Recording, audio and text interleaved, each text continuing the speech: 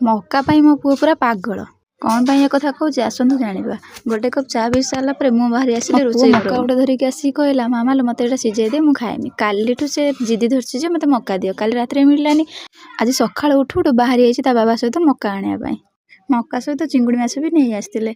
मक्काटाकू सिझेम बोली गैस रे बसई देकी चिंगुड़ी माछटाकू भलसे केळैते लागली।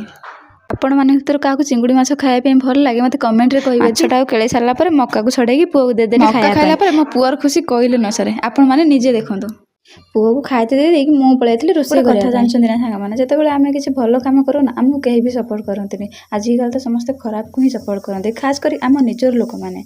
छाडन से कथा बा भीतर मोर रोषेई सरी जातला। आमे खाइ पी सारे की मु पळैथिली मो मशीन पाखको। काम तो करिया पई पड़ियो तो बहुत किछि करिवार अछि किंतु मु बेसी किछि करनथिनी। गुटे साटर खाली फॉल लगेथिली आ 2-3टा खंडे कुर्ता फिटिंग करथिनी आ ब्लाउज अधा अधि करिके रखि देथिनी। आज पई वीडियो एठी शेष करछि। जदि आपण माने मो वीडियो भल लागिथियो सब्सक्राइब टे कर देबे। रहिली जय जगन्नाथ जय मां मंगला।